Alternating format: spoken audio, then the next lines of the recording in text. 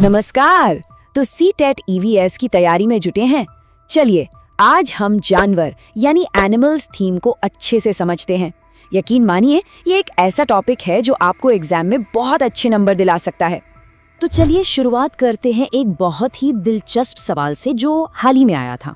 आपने सोचा है कि सीटेट 2024 के एग्जाम में हाथी पर इतने असर्शन रीजन वाले सवाल क्यों आए, मतलब वो अभिकथन और कारण वाले सवाल।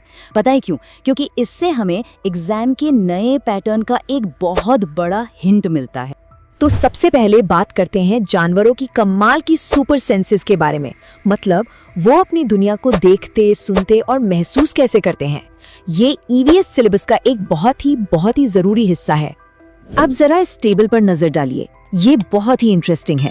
यहाँ पर साफ साफ दिखता है कि कैसे जानवरों की ये जो सुपर सेंसेस हैं, उनकी खास क्षमताएं वो सीधे सीधे एग्जाम में आने वाले सवालों से जुड़ी हैं। मतलब हर जानवर की जो सेंस है वो उसके सर्वाइवल के लिए कितनी जरूरी है, यही तो सवाल बनता है। अब चलिए फोकस करते हैं बाघ पर। टाइगर एनसीईआरटी की किताबों में तो ये क्लासिक एग्जाम्पल है ना? तो आइए देखते हैं कि इसकी ये सारी सुपर सेंसेस, देखना, सुनना, महसूस करना, ये सब एक साथ मिलकर कैसे काम करती हैं। तो सुपर सेंसेस की बात तो हो गई। अब आगे बढ़ते हैं और देखते हैं कि जानवर एक साथ रहते कैसे हैं। 2024 के पेपर में इस हिस्से से कई सवाल बने थे। तो याद है हमने शुरू में हाथियों वाले असर्शन रीजन सवाल की बात की थी। उस सवाल का जवाब असल में एक नर हाथी की पूरी जिंदगी के सफर में छिपा है। इसे समझने के लिए बस ये 3 सिंपल स्टेप्स देखने होंगे। और अब आता है एक बहुत ही जरूरी कॉन्सेप्ट। क्या कभी आपने सोचा है कि किसी जानवर के बाहरी कान हैं या नहीं, इससे ये पता चल सकता है कि वो अंडे देगा या बच्चे?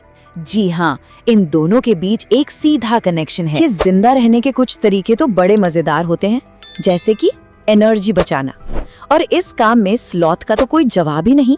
ये जानवर दिन में लगभग 17 घंटे सोता है। सोचिए 17 घंटे। ऐसा इसलिए क्योंकि ये जो पत्तियां खाता है उनसे इसे बहुत कम एनर्जी मिलती है ना कमाल की बात?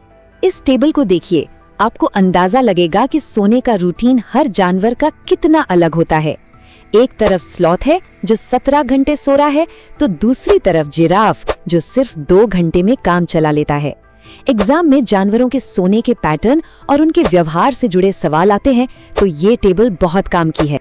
आखिर ईवीएस का असली मतलब ही यही है, इंसानों और प्रकृति के बीच के रिश्ते को समझना। इंसान और प्रकृति के इस गहरे रिश्ते का सबसे बड़ा और प्रेरणादायक उदाहरण है अमृता देवी और बिश्नोई समुदाय की सच्ची कहानी।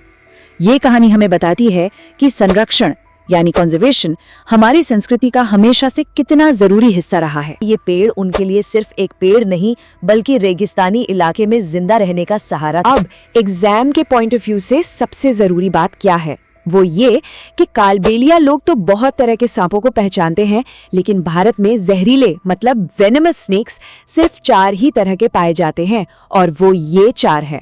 तो चलिए अब इस विश्लेषण के आखिरी हिस्से में चलते हैं। यहाँ हम देखेंगे कि हमारे देश में वन्य जीवों को बचाने के लिए क्या कदम उठाए गए हैं, और साथ ही ये भी समझेंगे कि परीक्षा के लिहाज से कौन सी बातें सबसे ज्यादा जरूरी हैं। अब देखिए, एग्जाम में मैप पर आधारित सवाल और मैचिंग वाले सवाल बहुत आते हैं।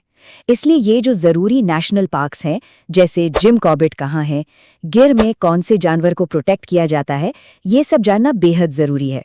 ये टेबल आपको वही सब याद रखने में मदद करेगी। अब इनका शिकार क्यों किया जाता है, ये समझना भी हमारे सिलेबस का ही हिस्सा है। जैसे हाथियों का शिकार उनके दांतों के लिए होता है, गैंडे का उसके सींग के लिए, और यही वजह है कि इन जानवरों को बचाने के लिए इतने सख्त कानून बनाए गए हैं। तो इस पूरे विश्लेषण का निचोड़ क्या निकलता है? देखिए, एक बात तो साफ है, सीटेट ईवीएस का पैटर्न अब सिर्फ फैक्ट्स याद करने वाला नहीं रहा।